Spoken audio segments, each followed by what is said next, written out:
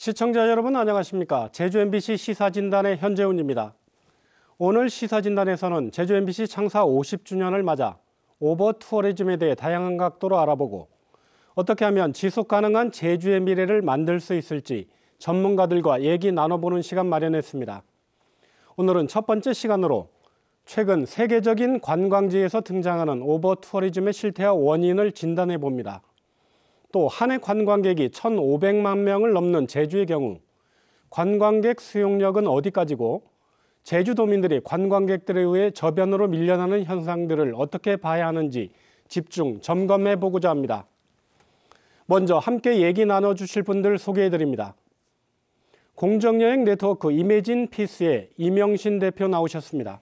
안녕하세요. 제주대학교 사회학과 서영표 교수 자리하셨습니다. 예, 안녕하십니까. 육지 사는 제주사람 박찬식 대표 나오셨습니다. 예, 안녕하세요. 사회적 기업 서미다의 김종현 대표 자리했습니다. 안녕하십니까. 네, 최근 오버 투어리즘 하는데 이 말이 굉장히 핫 이슈가 되고 있습니다. 오버 투어리즘이 뭔지 혹시 박찬식 대표께서 먼저 설명을 좀 해주시죠. 예, 사실 그 오버 투어리즘이라는 말은 영어 사전에 아직 나오지 않는 말입니다. 사실 매스컴에서 많이 쓰이고는 있는데 학술적으로 이게 정확하게 어떻게 정의를 내려야 될지 아니면 어떤 지표들을 가지고 이제 오버 투어리즘이라고 해야 될지 이런 게 아직 거의 정리되지 않는 용어고요. 알기로는 이제 2012년에 트위터에서 처음 쓰였다고 그래요. 근데 불과 5년 만에 그 세계 관광기구 그 장관 회의에서 공식 의제로 논의될 만큼 아주 급속도로 빠른 속도로 전 세계에서 지금 쓰이고 있는 용어라고 할 수 있겠는데요. 좀 구체적인 부분들은 한 몇 가지 측면이 있는데 우선 예를 들어 인프라가 과부하가 걸려서 이제 그 여러 가지 쓰레기 문제라든가 교통 문제라든가 주차난이라든가 뭐 등등 이런 문제가 생기는 게 한 측면이고 또 하나는 이제 환경과 관련돼서 환경 혹은 생태와 관련해서 이렇게 오염 문제라든가 그다음에 경관 문제라든가 뭐 이런 등등의 문제가 있을 테고 그다음에 사회 경제적 문제와 관련해서 이제 어떤 수혜가 불평등하다라든가 아니면 어떤 계절적인 실업 문제가 생긴다든가 아니면 이제 지역이나 부문 간에 편차가 생긴다든가 뭐 범죄 문제가 생긴다든가 어떤 문화적인 충돌의 문제가 생긴다든가 이런 사회적인 측면이 있을 수 있고 마지막으로는 이제 관광객의 행태와 관련된 부분 예를 들어 뭐 과도한 음주라든가 고성방가라든가 방뇨라든가 이런 걸로 인해서 이제 주민들이 이제 불쾌감을 느끼게 되는 이런 몇 가지 측면들을 좀 포괄하고 있는 것 같습니다. 그 오버 투어리즘 정의에 혹시 더 추가해서 말씀해 주실 게 있나요? 뭐 아마 이제 오버 투어리즘도 얘기했지만 이제 투어리피케이션이라고 해서 관광객들이 과도하게 가면서 아마 현지 주민들이 자기 삶터에서 쫓겨나거나 이런 문제들이 좀 발생하는 것 같아요. 그래서 경제 구조가 여러모로 관광객 중심으로 흘러가다 보니까 기존에 말씀했던 것처럼 현지인 입장에서 보면 삶의 질이라든가 삶의 패턴이 확 변할 뿐만 아니라 심지어 이제 쫓겨나기까지 하는 문제까지도 좀 심화되고 있지 않나 싶습니다. 그러면은 이게 오버 투어리즘하고 투어리피케이션, 투어리스티피케이션 차이가 있는 용어가 어려워서요. 투어리스티파이라는 뭐 같은 단어하고 젠트리피케이션이라는 단어가 합성되면서 일어난 거거든요. 저희 이제 보통 젠트리피케이션 하면 이제 그 주거지가 과도하게 상업화되면서 동네의 물가가 오르고 임대료가 올라가지고 상인들이 쫓겨나는 현상들을 우리나라 사람들이라면 누구나 이 어려운 단어를 알고 있는데 그게 관광지화되면서 자본이 이제 투자가 되고 이제 기획 개발이 일어나게 되면 이 젠트리피케이션 현상이 10배 이상 가속된다라고 이제 베를린이나 뭐 바르셀로나 같은 도시에서 도시 연구자들이 연구를 하고 있고요.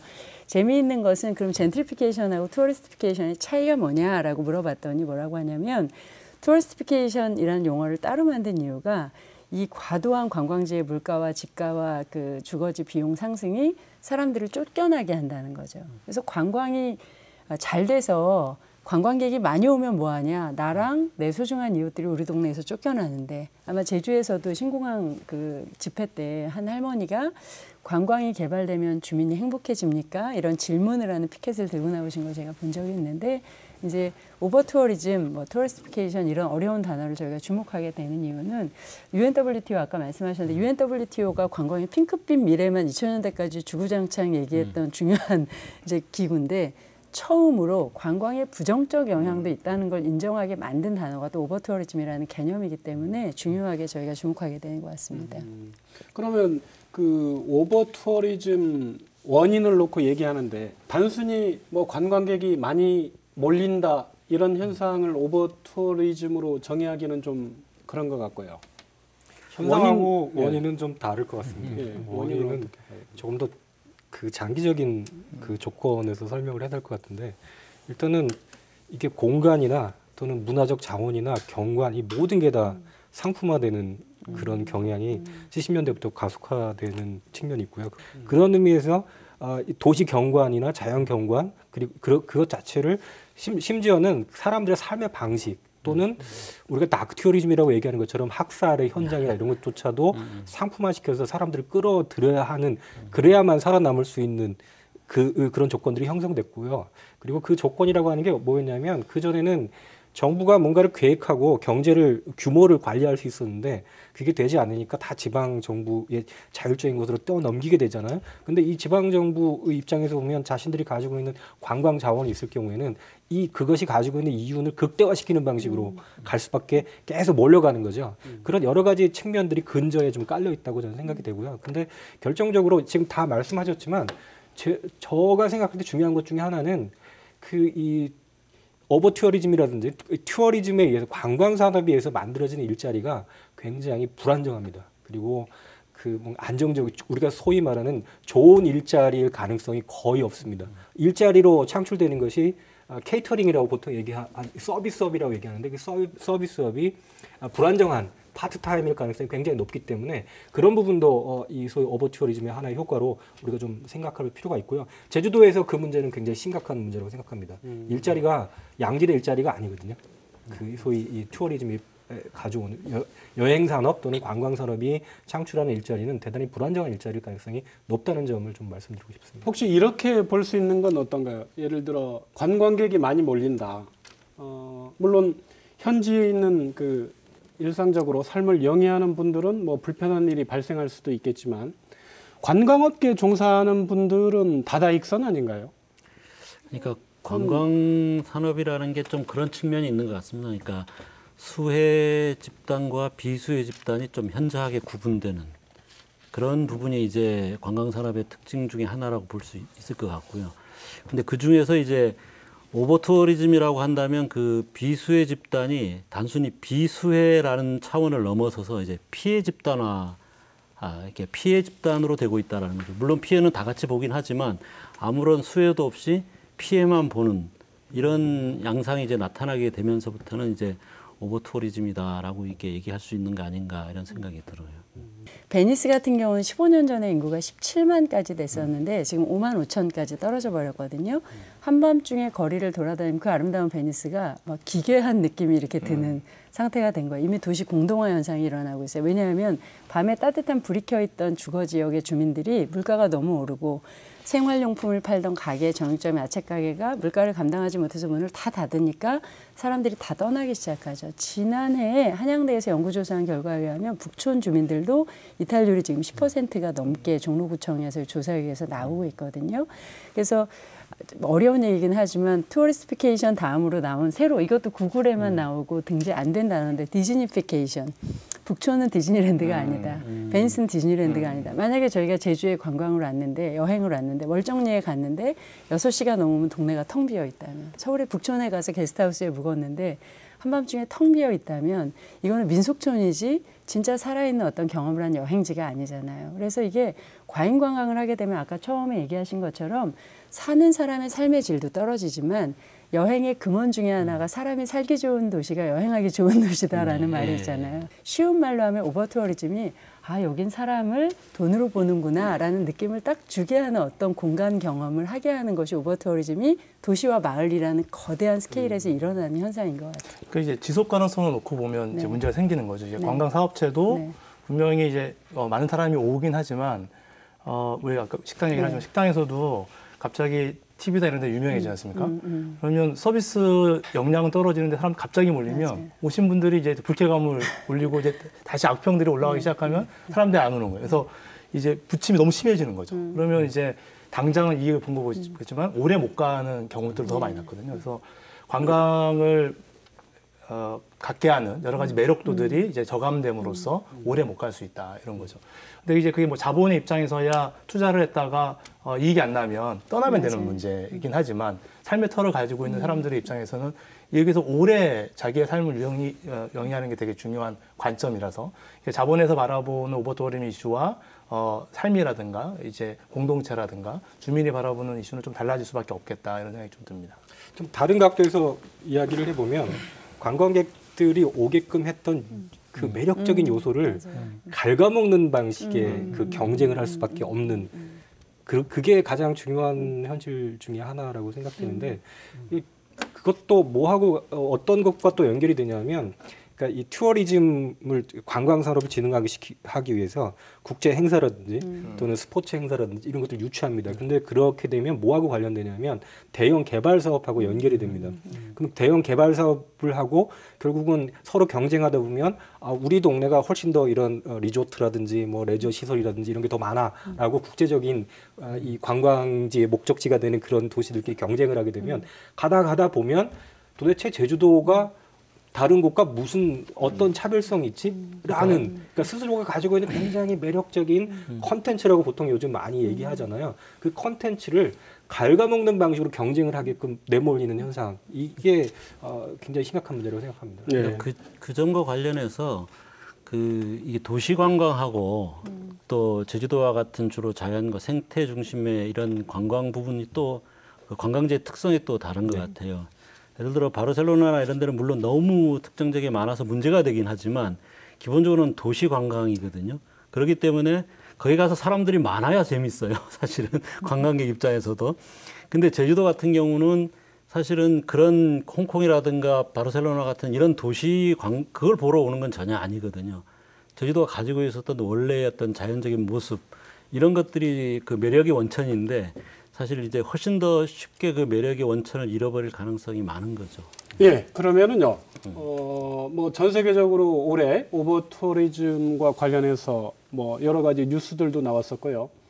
또 필리핀 같은 사례는 사실은 뭐 일반인들이 거의 상상하지 못할 정도로 그 관광지 한 섬을 청소한다고 6개월 동안 폐쇄하는 이런 극단적인 방법까지 한 사례가 있었어요.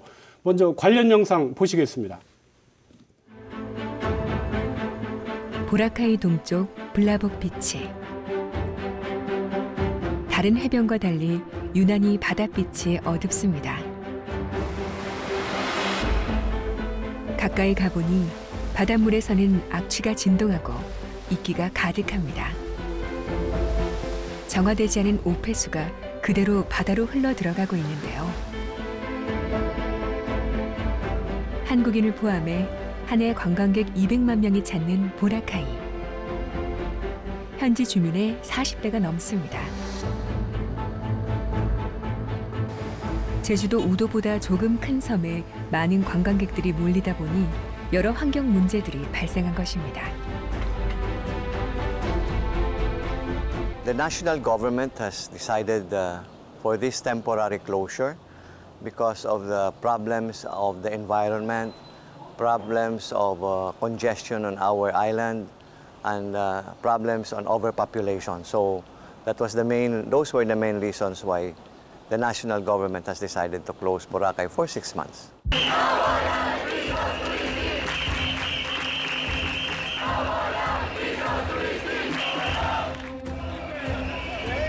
(2017년 9월) 마요르카 시민 3천여 명은 관광객은 집으로 돌아가라는 피켓을 들고 시위를 벌였습니다. 너무 많이 몰려드는 관광객들 때문에 힘들다는 것입니다. 그것은 간절한 절교와도 같았습니다. Es cero. Calles que su única oferta sea la de borrachera, sexo, peleas y destrozos. Es como si tú le abres la puerta de tu casa a esta gente y vienen y te la destrozan. Mallorca es nuestra. 네, 필리핀 정부가 올해 4월 마지막 남은 지상 낙원이라고 알려진 보라카이 섬을 6달 동안 폐쇄를 했어요. 청소를 한다는 명목으로. 근데 이명진 대표님, 그 관광지 유명 관광지인데 그 환경 정화를 한다면서 그렇게 그 통째로 일정 기간 폐쇄한 사례가 있습니까? 그 몇 개의 사례가 있긴 하지만 지금 보라카이처럼 이렇게 단시간 안에 전면 통제를 한 경우는 지금 처음 있는 사례라서 국제적인 이슈가 되었죠. 그 필리핀도 관광으로 먹고 사는 나라이기 때문에 필리핀 내부에서도 찬반 논쟁이 뜨거웠던 것으로 알고 있습니다. 그러면 그 6달 동안 도대체 그 필리핀 정부는 보라카이 섬을 어떤 내용의 그 청소들을 좀 했는지 그게 궁금한데요. 필리핀이 지금 10월 26일 날 이제 재개장을 했는데요. 그 새로 개장을 하면서 건 조건들을 보면 그 6개월 동안 하려고 했던 일을 좀 가늠할 수 있는 것 같아요. 일단은 1일 보라카이에 입장할 수 있는 관광객 숫자를 19,000명으로 제한을 두었습니다. 결국 너무 많은 인원이 들어가면 이 환경오염의 문제, 바다의 수질의 문제, 그다음에 여행자들의 그 쾌적성의 문제 이 모두를 잃는다라는 판단이 있기 때문에 1번 조치가 1일 보라카이 입장객을 제한을 둔 거고요. 두 번째는 호텔이 재개장을 하는데 이 조건을 받아들여야 받아줬는데 일회용품을 호텔에서 쓸 수 없도록 규정을 만들었고요. 일회용 비닐봉지는 물론이고요. 이걸 수용한 호텔만 개장할 수 있도록 열어준 그 상황입니다. 그리고 해변에서 공공 해변이 이게 관광객만의 해변이 아니라 주민들을 위한 해변이기도 하잖아요. 그래서 필리핀으로서는 굉장히 이례적인데 미국 문화를 가진 필리핀에서 해변에서 공공 해변에서 술이나 그런 어떤 그 소란한 행위를 금지하는 3가지 조건을 가지고 개장을 했습니다. 결국은 주민들도 굉장히 어려움을 겪었지만 관광지로서의 이 보라카이의 아름다움과 또 아름다운 해변의 경험, 또 그 마지막 남은 패러다이스를 꿈꾸면서 우리가 갔다가 사람이 와글와글하고 더러운 냄새나는 해변을 경험하고 오는 이 악순환을 막기 위해서 극단적 조치를 했지만 필리핀 관광업계에서는 봐라 보라카이를이라고 하면서 다른 지역에서도 지금 그런 조치들이 필요하다 이런 여론이 확산되고 있는 것으로 알고 있습니다. 일단 저는 측면도 있지만 이제 보라카이가 또 섬이라는 특성이 있어서 제주와 이제 유사한 느낌이 있을 수 있는데요. 일단은 상하수도가 용량이 초과되지 않습니까? 근데 이거를 정비하려면 계속 무언가 운영되는 상황에서 하수도를 정비하는 데 만만치 않습니다. 그러니까 이제 일단은 전면 금지시켜 놓고 전체적으로 하수 인프라를 전면적으로 혁신을 하는 그런 공사라든가 전체적으로 쓰레기라든가 이런 것들이 기존에 쌓였던 것들을 처리하는 것들이 들어갈 텐데요. 아마 제주도도 이런 지점이 지금 하수의 문제라든가 쓰레기라든가 이런 문제들이 이미 포화 상태가 가 있고 저희가 그걸 처리할 수 있는 능력을 상실되어 가고 있다는 지점에서 보면 매우 참고해야 될 지점이 좀 있을 것 같습니다. 그러면은 6달 동안 깨끗하게 청소를 했으면 이제부터는 달라지겠네요. 보라카이 섬이. 어떻게 보십니까? 여기서 중요한 포인트는 보라카이가 인원 제한을 시작했다는 거거든요. 바르셀로나도 마찬가지인데 그 얘기는 관광의 패러다임을 전환했다는 얘기잖아요. 전에는 프로모션, 더 많이, 200만, 300만, 400만, 500만 계속해서 성장하는 패러다임을 가지고 있다가 우리는 이 정도가 적정 인원이다. 여행자를 위해서도 관광업계를 위해서도. 그래서 바르셀로나는 이걸 아예 정책에 명시했거든요. 프로모션 투 매니지먼트라고. 하수 처리 문제를 우리가 관리해야 된다. 관광객의 여행의 질을 관리해야 된다. 환경오염 문제를 관리해야 된다.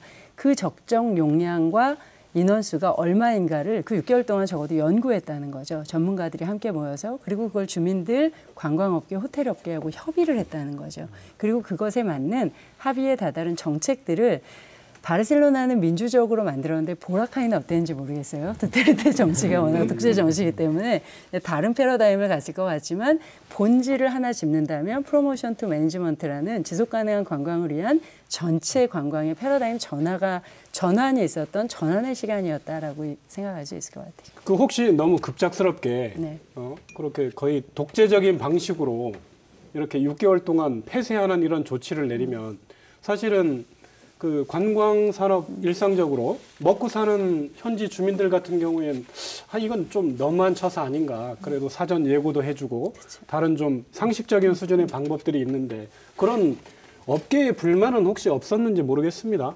폐쇄 기간에 당연히 있었을 거라고 생각하는데요. 저희가 지금 주목해야 될 것은 그러니까 두테르테 같은 약간 독재자 스타일의 그 독단적인 권위주의적인 방식이 문제이긴 하나 지금 이 보라카이 케이스를 통해서 우리가 알게 된 것은 오버투어리즘이라든지 관광 산업에 의해서 그 생태계 균형이 깨질 수밖에 없다는, 즉 시장에 맡겨놓고서는 뭔가 공적인 개입, 그것이 두테르테 같은 케이스는 아니더라도 바르셀로나에서 보여줬던 것처럼 주민의 참여라든지 좀 긴 시간을 가지고 전문가들 여러 가지 입장을 가진 전문가들이 참여를 해서 이걸 어떻게 매니지할 거냐, 관리할 거냐라고 하는 어떤 공적인 계획 내진 개입이 없이는 파국으로 치달을 수밖에 없다라고 하는 걸 그 케이스를 통해서 우리가 알게 된 거잖아요. 그러니까 그 부분이 중요한 것이라고 생각하고요.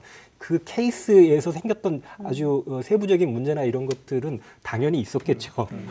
근데 아마 이제 보라카이를 봐라 이렇게 얘기를 할 정도라고 하면 그 비전에 대한 공감대도 있었기 때문일 것 같아요. 그러니까 현재 문제들에 대한 것들에 대한 심각성도 인지한 것도 있지만 향후로 이런 질적 전환을 해야 현재 주민들도 훨씬 더 나아질 수 있다. 관광도 훨씬 더 지속 가능할 수 있다. 그래서 아마 그런 비전에 대한 합의들이 이제 어느 정도는 물론 이제 민주적으로 이루어졌느냐 아니면 이제 강압적으로 그런 비전들이 제시됐느냐의 차이는 있겠지만 분명 그 비전에 대한 합의가 없이는 진행되기 어려웠을 것 같다 이런 생각이 듭니다. 근데 그 보라카이 같은 경우는 사실 규모가 얼마 안 되거든요. 인구가 한 3만여 명 정도 되는 곳이기 때문에 그런 극약 처방을 하더라도 예를 들어 국가 수준에서 그걸 흡수할 수 있는 어느 정도는 흡수할 수 있을 거라고 봐요. 뭐 최근에는 보라카이뿐만 아니라 태국에서도 마야베이라는 곳을 그 기한을 정하지 않고 폐쇄했다고 나오거든요. 근데 그런 걸 보면서 우리가 생각해야 될 점은 그러니까 그 연착륙을 고민해 봐야 된다는 거죠. 그러니까 우리도 만약에 그런 식으로 가서 그 극약 처방식의 경착륙을 해야 되는 상황이 된다면 그건 정말 감당하기 어려운 거죠. 특히 제주도의 규모가 이제 보라카이하고는 상대가 안 되기 때문에 뭐 우도 정도면 모를까. 이건 그래서 지금 우리가 그런 사례를 보면서 어떻게 하면 그렇게 가기 전에 미리 사전적으로 이제 연착륙을 할 것인가 거기에 대한 부분들이 시급하게 고민되지 않으면 그런 사태를 맞을 수도 있다라는 것에 대한 어떤 하나의 경고가 아닌가 이렇게 봐야 될 것 같습니다. 근데 그 경고 사인이 나왔을 때 그거를 깨닫게 되면 이미 늦는 거죠. 제주도 같은 게 큰 그 유명한 교과서에 나온 유명한 비유 중에 그 연못의 연꽃 얘기가 있지 않습니까? 30일 동안 매일 2배씩 그 증식을 하는데 마지막 29일 날도 반밖에 안 찬다. 그래서 사람들이 뭐 별거 아니네. 하지만 바로 다음 날 연꽃이 연못을 가득 채우게 되는. 근데 제주도는 보라카이보다 훨씬 더 규모가 크기 때문에 그런 자각을 하게 되는 순간 이미 되돌릴 수 없는 단계까지 갈 수도 있다는 거죠. 그러니까 조금은 우리가 보통 환경 이론에서 얘기하는 예방의 원칙이라는 게 있지 않습니까? 좀 신중할 필요가 있다는 거죠. 여러 가지 가능성이 있지만 최악의 경우를 생각하고 그것을 수기하는 과정이 있어야 되는데 우리는 너무 빨라요. 지금 당장 앞에 것만 보고 빨리 결정해야 되고 빨리 추진해야 되고 빨리 뭔가가 되돌아야 된다는 그 생각을 가지고는 지금 제주가 가지고 있는 여러 가지 천혜의 자연이라고 얘기하는데 자연 환경이든 문화 환경이든 제대로 관리할 수 없다고 저는 생각합니다. 임 대표님 유럽도 예외는 아니죠. 네. 유럽도 예외 아닌데 대부분 그 지중해 연안에 그 도시들이 몰려 있는 도시들이 오버 투어리즘 때문에 요새 이제 뭐 바르셀로나부터 해서 마요르카까지 해서 뭐 포르투갈 리스본까지 뿐만 아니라 우리 막 대한항공에서 많이 광고한 드보르니크 뭐 이런 지역까지 몸살을 앓고 있죠. 근데 이제 그런 현상들이 일어난 이유 중에 하나는 급증한 관광객 때문이에요. 1번은. 그리고 또 하나는 저가 항공 때문에 제주도도 지금 가디언에서 뽑은 세계에서 가장 그 운행 편수가 많은 항로잖아요. 저가 항공 때문에 너무나 많은 사람이 단시간 안에 여행을 할 수 있게 돼버린 거죠. 그래서 예를 들면 마요르카 같은 경우는 가보면 독일, 유럽 사람이 마요르카 사람보다 훨씬 더 거리에 많이 있거든요. 그러니까 마요르카 주민들이 관광에 점령당했다라는 표현을 쓰는 거예요. 자신들이 가던 바르셀로나도 마찬가지고 바르셀로나도 인구 200만 정도인데 하루에 한 해에 3천만 명이 오게 되는 거죠. 그러니까 출퇴근 시간에 지하철을 타도 앉을 수가 없고 유모차를 끌고 나가도 갈 수가 없고 베니스 같은 곳은 아이를 데리고 나갈 수 있는 공간이 사라졌다는 거죠. 그래서 오버투어리즘이 저는 두 가지 의미에서 중요하다고 생각하는데 하나는 예전에는 이게 저기 보라카이, 저기 태국 이런 데 먼 데서 일어난 일이었거든요. 근데 이게 왜 이렇게 핫 이슈가 되었냐면 UNWTO 총회에 올라올 정도의 핫 이슈가 되었냐면 안방에서 일어나기 시작을 한 거예요. 파리, 런던, 바르셀로나, 유럽의 안방에서 이게 일어나기 시작하면서 2012년에 이제 헤럴드 구딘이라는 세계적인 관광학자가 오버 투어리즘의 사인을 중요하게 생각해야 된다. 빨간불이 켜졌다. 관광의 미래는 핑크빛. 일자리를 가져오고 수입을 증대한다. 관광은 계속 성장할수록 좋다라고 해서 모든 정부가 지자체 정부를 포함해서 국가 단위에서도 관광은 프로모션밖에 관광 정책이 없었어요. 관광 정책가를 가서 한번 자료를 받아보세요. 도시마다 전부 지도하고 관광 정보밖에 없거든요. 그런데 문제가 나타나기 시작하니까 너도 나도 이것에 대해서는 한 번도 고민해 본 적이 없고 대비해 본 적이 없기 때문에 문제를 풀어갈 수가 없는 거죠. 그런데 주민들은 현장에서 막 발가벗고 동네 구멍가게에 와서 술 먹고 돌아다니는 이탈리아 청년들을 보고 또 내 집 앞에서 하수가 막 방류되는데 냄새를 견딜 수가 없고 북촌에는 사람들이 쓰레기를 문 앞에 버리고 노상방류를 하고 가고 종로구청에다 전화를 하면 종로구청에서 뭐라고 그러냐면 죄송합니다. 관광과에서 뭐라고 그러냐면 저희 과의 업무가 아니라서요. 그럼 환경과에 전화를 해야 되는 거예요. 환경과에서는 관광객이 버리고 가는 일이라서 저희 업무가 아니라서요. 주민들이 조리돌림을 당한다는 표현을 쓰거든요.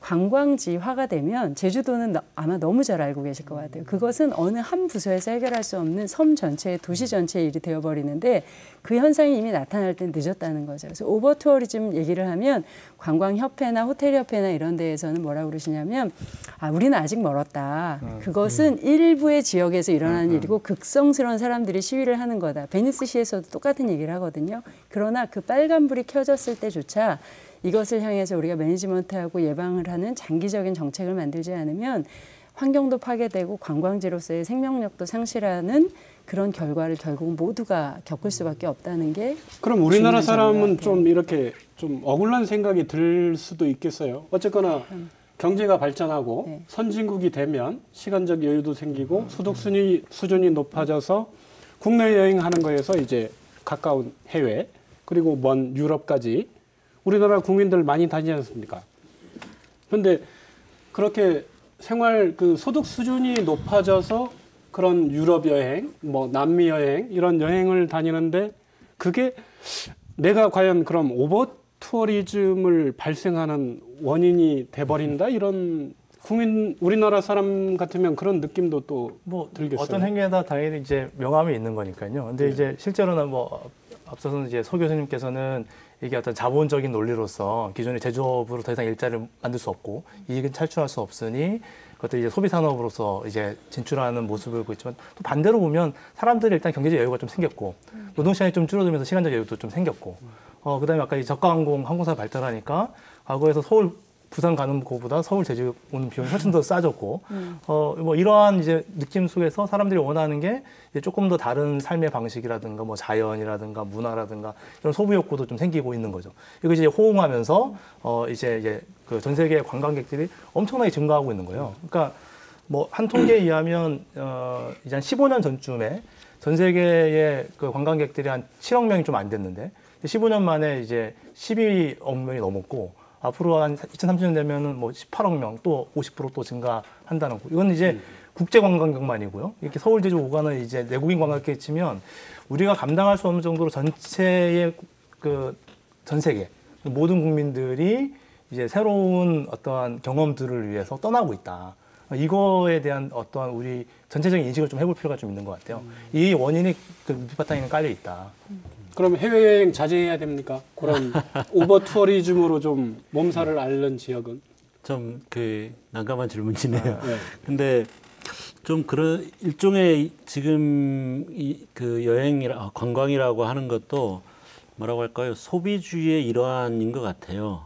그러니까 뭐라고 할까? 그동안 예를 들어 백색 가전부터 시작해서 자동차 이런 어떤 자기 소비의 과시 이런 것들로 이제 오다가 지금 어떻게 보면 여행이라는 것도 굉장히 자기 과시의 수단이고 그게 특히 이제 인터넷이나 SNS를 통해서 이제 하다 보니까 남들 다 가는데 나도 안 가면 나만 이제 좀 뭔가 시대에 뒤떨어진 것 같다. 이런 느낌을 주는 부분들도 상당히 이제 많은 것 같아요. 그래서 근데 이런 거는 사실 조금 더 근본적으로 들어가면 이 노동 시간이 이제 단축되는데 그 노동 시간 단축이 주로 휴일이나 휴가를 늘리는 방식으로 이루어지고 있는 거. 하루 사실은 이제 하루 노동 시간이 단축돼야 사람들의 이제 생활이 이제 좀 바뀌는데 이게 그 주로 이제 휴일이나 휴가를 늘리는 방식으로 되다 보니까 그게 소비주의하고 이렇게 맞물리면서 말하자면 이제 여행 이런 것들이 그 소비의 과시의 수단이 되고 있는 이런 부분들도 사실은 그 공급을 수요를 확대하는 데 상당히 이제 기여를 한 것 같아요. 뭐 우리나라 제주뿐만이 아니고 전 세계가 뭐 한동안은 사실은 관광객 유치에 목을 맸지 않습니까? 돈까지 들이면서 현재 뭐 우리나라 아니면 제주도 단위에서도 또 관광객 유치 정책을 계속 하고 있고, 근데 지금 한쪽에서는 그렇게 너무 많이 몰려드는 것 때문에 고민하고 있는 그런 상황. 그럼 이제 유치 정책을 이제 안 해도 되는 겁니까? 대한민국이나 제주도는? 관광 패턴에 비해서 조금 전에 박찬식 대표님께서 말씀하셨던 것처럼 관광 패턴이 바뀌고 있는 게 저는 문제라고 생각해요. 뭐냐 하면 지금 조금 전에 여행과 관광을 섞어서 쓰셨잖아요.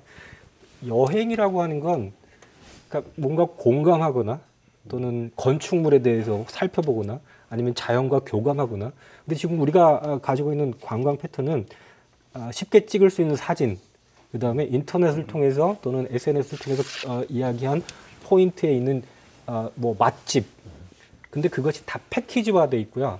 그러니까 뭔가 여행이라고 하는 건 자신이 가지고 있는 일상에서의 스트레스에서 벗어나서 자기의 자율적인 공간과 시간을 갖는 건데 이미 그것조차가 스트레스가 됐어요. 사람들이 가는 곳은 다 가야 되고요.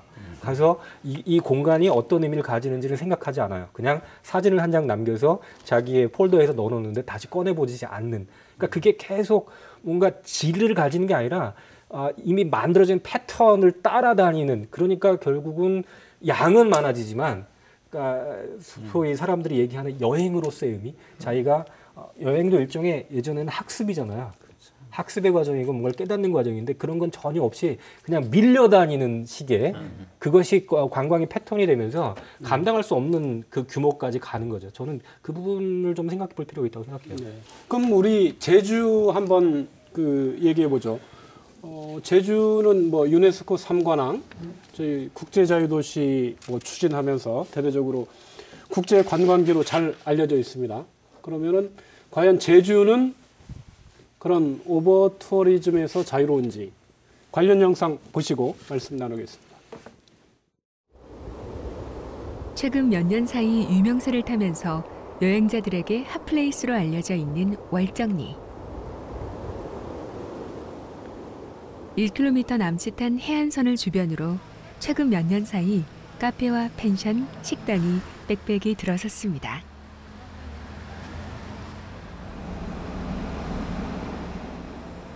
그런데 최근에는 빈 상가들이 속출하고 있습니다.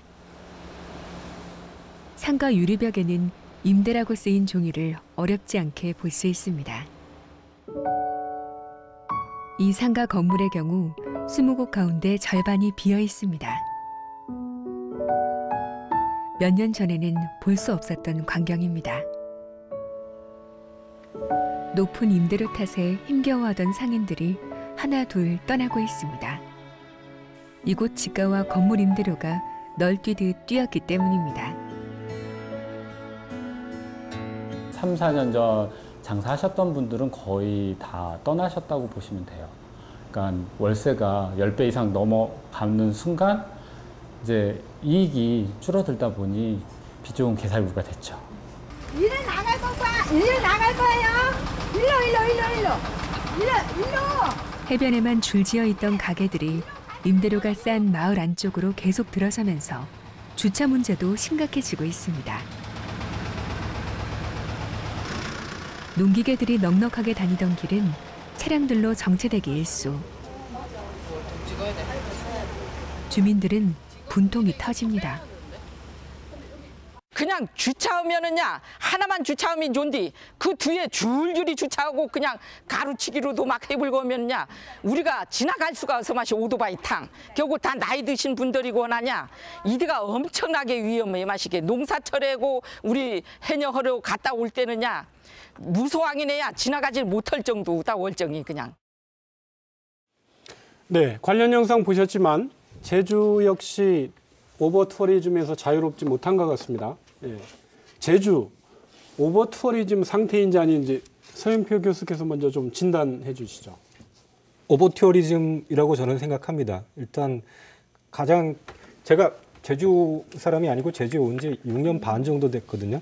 근데 일상에서 겪을 수 있는 일 중에 하나가 제가 처음에 왔을 때 그 길이 막힌다는 거는 출근 시간 1시간 정도, 그리고 퇴근 시간 1시간 정도 말고는 그 교통이 막힌다는 거를 상상할 수가 없었어요. 그래서 제 첫 번째 제주에서 든 느낌은 야, 서울보다 여기는 정말 살기 좋은 곳이다라고 생각했었는데 그게 불과 한 3년 정도 지난 날부터는 싹 사라졌습니다. 이게 자동차가 굉장히 많아지고 문제는 자동차가 많아지는 거 그 자체가 아니라 자동차가 많아지게 되면 자동차를 중심으로 도시가 계획되고요. 계획이 아니죠. 계획이 아니라 계획이 없는 무분별한 이 난개발이 되는데 사람이 걸을 수 없고 자동차를 통해서만 이동하거나 접근할 수 있는 식으로 도시가 만들어지는 게 되는데 그것도 굉장히 심각한 문제일 뿐만 아니라 이게 일단 수용 능력이라고 보통 얘기하지 않습니까? 근데 보통 수용 능력이라고 할 때 사람들이 도시 인프라가 또는 제주도가 가지고 있는 교통이라든지 또는 뭐 여러 가지 시설이든 이런 것만 생각하지만 사람들이 잊고 있는 것 중에 하나가 사람들이 그걸 견디지 못한다는 거거든요.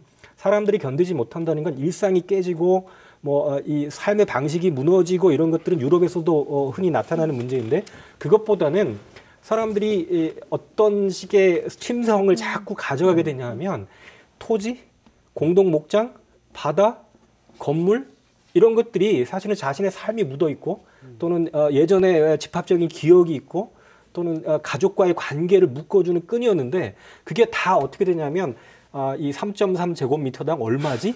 라는 방식의 심성이 길러집니다.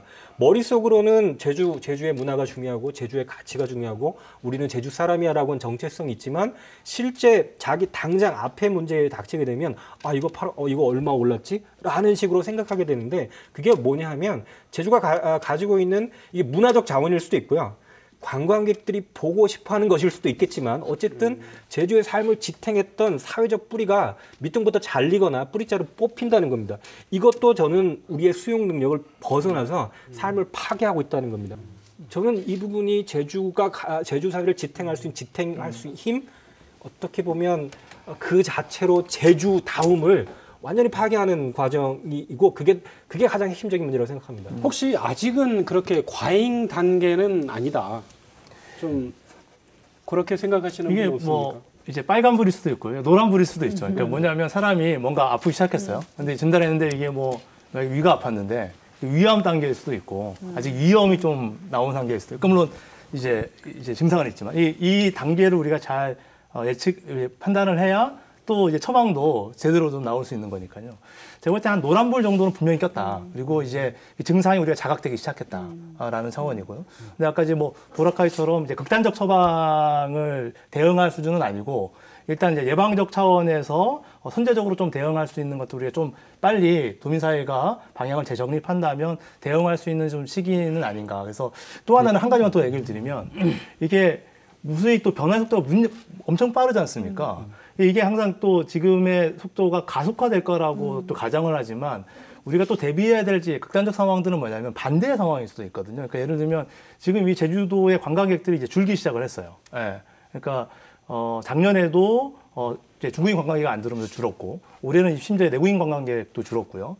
그 다음에 제주도의 매력도에 있어서도 물론 이제 오버투어리즘 영향이기도 하겠지만 강원도가 국내에서는 이제 2위였고 제주도 항상 1위였는데 얼마 전 설문조사에 의하면 가고 싶은데 1위가 이제 강원도로 변화되는 형태들이 등장하면서 지금은 이제 그 증상들이 나타나는데 증상을 치료하지 않으면 이제 자칫하면 더 과도한 오버투어리즘으로 갈 수도 있고 반대로 매력도가 떨어짐으로써 또 안 좋은 상황으로 갈 수 있는 뭐 그런 정도의 상황이에요. 그거 자체가 사실은 오버 투어리즘의 증상인 거죠. 매력도가 네, 떨어지는 것 자체가. 근데 워낙 그 속도의 문제가 정말 너무나 큰 문제예요. 그러니까 제주도에서 그 관광객이 300만을 넘은 게 91년이고 그다음에 300에서 500만 명이 된 게 2005년이거든요. 한 15년 정도 걸렸죠.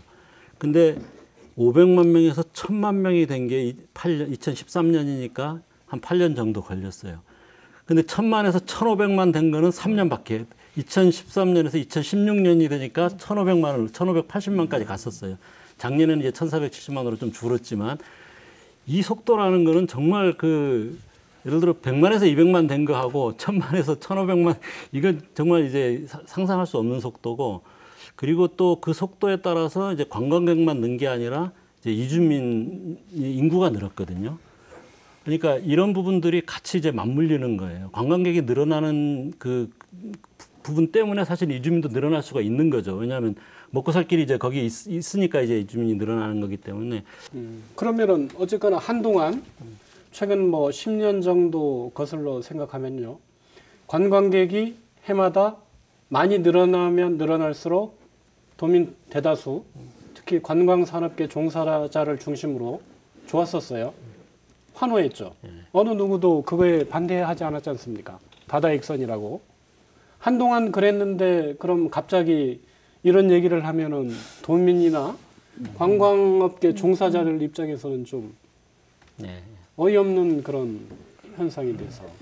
그러니까 도민들이 그 과잉 관광객이 과도하게 많이 들어오면서 생길 수 있는 여러 가지 폐해들을 직접 체험적으로 경험하기 시작한 게 대략 한 2014, 15년 이렇게 경과하면서부터는 그게 뭐 본격적으로 드러나기 시작했고 특히 이제 2016년에 그 MBC에서 제주 바다의 비밀 해가지고 오호수가 걸러지지 않은 채로 바다에 그 방류되는 장면이 이제 생생하게 보여지니까 굉장히 큰 충격을 줬던 것 같아요. 많은 도민들의 의식 저변에서 지금 상당히 변화가 일어나고 있는 것 같아요. 과연 이대로 계속 가는 게 맞냐라는 데 대한 문제의식들은 꽤 많이 이제 확산되고 있는 것 같습니다. 그러면 제가 관광업계 입장을 좀 뭐 대변해 보죠. 어차피 그거는 관광객이 많이 늘어나면 생길 수밖에 없는 일부의 부작용 아니냐. 그건 어쩔 수 없는 그런 문제 아니냐라고 얘기한다면. 근데 이제 지금의 전 세계적인 문제도 그렇고 제주도도 그렇고 제주도 내에서 보면 이렇게 쏠림 현상이거든요. 결과적으로 예를 들면 제주도가 핫하대 그러면 다 제주도 갔다가 그다음에 제주도주에서 월정이 이제 핫해졌대 그러면 월정에 다 가는데 그럼 관광 산업이 그게 어떻게 대응을 하냐면 또 다시 다 월정에 가는 거예요. 그럼 월정에 되게 과도한 형태의 이제 산업들이 경쟁을 하면서 서로 경쟁력을 갉아먹는 상황이 되거든요. 어차피 사람들의 움직임들은 활발해진 거는 이제 사실인데 그것들이 특정 지역으로 쏠리는 거에 가속화되는 산업 구조도 문제라는 자각을 할 필요가 있습니다. 조금 더 이제 다변화돼서 곳곳에 적절한 형태의 이제 경쟁력이 있는 것들이 이제 분산되면서 발전해야 된다라고 하는 거고 분산되면서 발전할 때는 기본적으로 자기 색깔이 있어야죠. 예를 들면 예를 들면 뭐 분식집이 유행했대. 그럼 우리도 분식집하고. 저기는 뭐 아이스크림이 유행했대. 아이스크림하고. 이런 식으로 가서는 경쟁력이 없어지는 거니까 이 현상을 바라보면서도 단순히 이제 관광객을 더 와서 우리가 제주도에 100개의 식당이 있는데 100개가 다 잘 살고 싶어요라고 하는 방식으로 가서는 안 되고 100개가 자기 색깔을 가지고 지속 가능성을 어떻게 확보할 것인가로 좀 패러다임을 바꿔야 된다는 측면에서 놓고 보면 관광업계들이 이 문제를 우려의 시선만을 놓고 보면 아니라 조금 더 이제 패러다임을 좀 변화하는 시점으로 볼 필요도 있다 이렇게 생각합니다. 다들 지역적 불균등은 굉장히 심각한 문제고요. 그런데 그것 말고도 더 악화시킨 건 뭐냐면 소위 2008년, 2009년에 서프라임 모기지 사태에 의한 유럽의 금융 위기 이후에 유럽의 정부들이 다 긴축으로 돌아서거든요. 긴축이라는 게 일은 딴 놈이 저질렀는데 결국은 책임은 국민이 져야 되는 상황에서 그 긴축이라고 하는 게 결국은 가장 기본적인 그 필요가 충족되지 않는 주택이라든지 또는 일자리 문제라든지 이런 것과 겹쳐지면서 과거에 각각의 지방 정부들이 뭐 그게 금융적인 자본을 끌어들이든 자본을 유치하든 또는 관광 산업을 부풀리든 그것이 결국은 우리한테 정당하게 분배되지 않는다라고 하는 게 그것을 깨닫는 시점하고 묘하게 겹쳐 있다는 걸 좀 지적하고 싶습니다. 그러니까 제주의 관광도 양적으로 팽창하지만 그게 과연 얼마나 형평성 있게 분배되는가. 근데 사람들이 이미 그러니까 그거를 깨닫지 못했는데 눈으로 가시적으로 보이는 이 문제들, 아까 쓰레기 문제라든지 오수 문제라든지 교통난 문제를 통해서 뭔가 다시 생각하는 기회를 가지게 되고요. 그 기회가 주어졌을 때 이거 가만히 생각해 보니까 양적으로는 팽창하지만 자본 유치는 커지지만 도대체 우리한테 돌아온 게 뭐지? 집값은 비싸지고 뭐 전세 얻기도 힘들고 사는 조건도 나빠지고 그것에서 시작된 사람들의 자각 내지는 성찰이라고 저는 생각하고 싶습니다. 그 한 해 관광객 1,500만 명 정도 되는데요. 그러면은 월정리든 한담이든 특정 지역에 그렇게 좀 심하게 나타난다. 그럼 제주 전 지역에 좀 고루 이렇게 분산을 하면 오버 투어리즘 상태가 안 되는 건 아닌가요? 그러니까 그게 그야말로 그게 제주도의 색깔을 잃어버리는 거죠.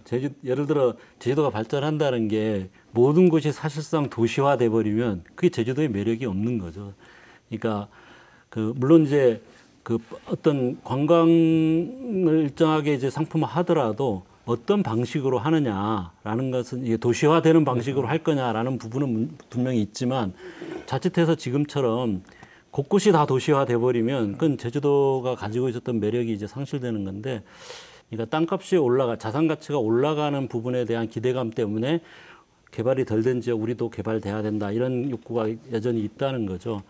근데 사실은 저는 이 집가 상승의 문제가 제주도의 과잉 관광 문제와 관련해서 가장 심각한 문제다. 이거는 현상적으로 보기에는 축복 같아요. 저도 이제 육지에서 친구들 만나면 너 제주도 너 집에 땅 있냐? 이렇게 물어봐요. 우리 집에 가서 좀 있지. 이렇게 하면 야 좋겠다. 이렇게 다 아주 축복인 것처럼 이렇게 얘기를 하는데 사실은 그게 진짜 저는 재앙이라고 보거든요. 네. 예, 알겠습니다. 그러면은 박 대표님은 이제 집가 상승 문제 가장 크게 있고 우리 마무리 발언으로요.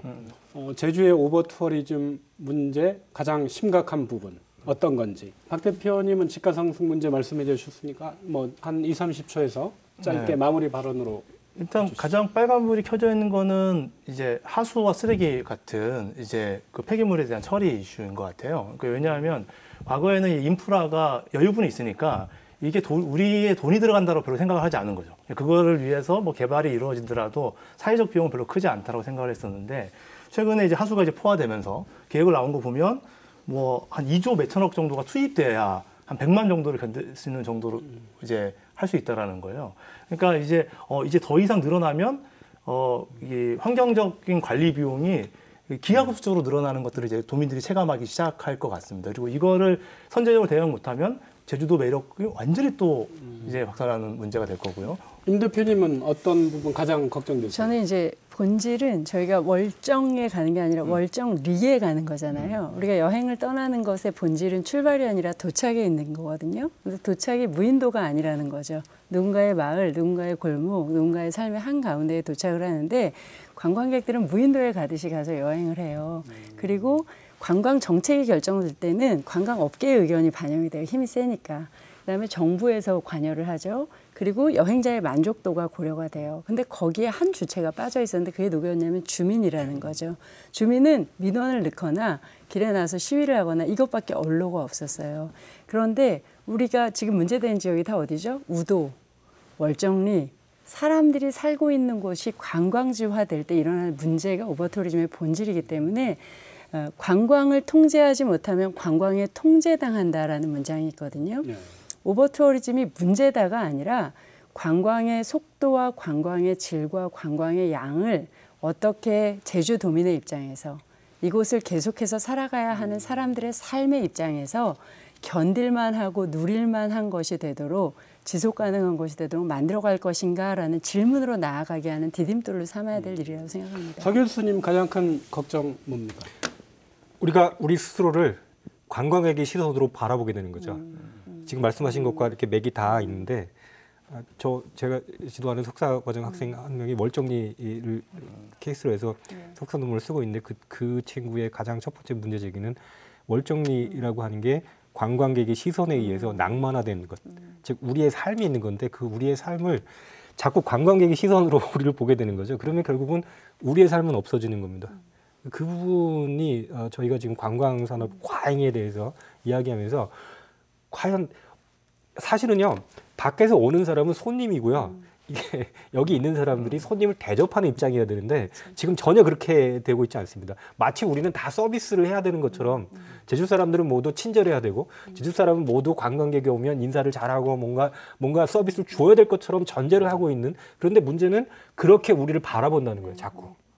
베니스에서 시위하는 사람들이 들고 온 현수막이 하나 있는데요. 베니스는 호텔이 아니다. 제주도민은 관광 회사의 직원들이 아닌 거거든요. 그 말은 뭐냐면 제주도정은 관광회사가 아닌 거예요. 관광의 공공성, 관광이 일어나는 공간은 마을이고 우리들의 해변이고 우리들의 도시이기 때문에 관광으로 우리가 얼마나 돈을 버는가도 중요하지만 그 관광이 이 우리의 도시와 마을을 함께 공유하고 있는 거기 때문에 여행자의 행복도 중요하지만 이곳을 살아가는 사람들의 행복도 관광 정책이 세워질 때 굉장히 중요한 가치로 들어가야 된다. 그래서 오버투어리즘까지 가지 않도록 주민을 위한 관광 개발 정책이 세워져야 된다라는 것이 우리가 뭐 오늘 보라카이부터 유럽까지 여러 얘기를 했지만 그것을 응축하면 하나의 그 중심일 것 같습니다. 주민의 시선에서 보면 오버투어리즘을 발생할 수가 없죠. 네, 알겠습니다. 벌써 마무리할 시간이 됐습니다. 지금까지 전 세계적으로 나타나는 오버투어리즘의 실태와 문제점에 대해 얘기 나눠봤습니다. 제주 지역도 진단을 해봤습니다. 다음 시간에는 오버투어리즘을 극복하기 위한 해결책과 대안, 그리고 우리가 어떻게 대처해야 하는지 얘기 나눠보겠습니다. 저는 다음 시간에 뵙겠습니다. 지금까지 함께해 주신 시청자 여러분 고맙습니다.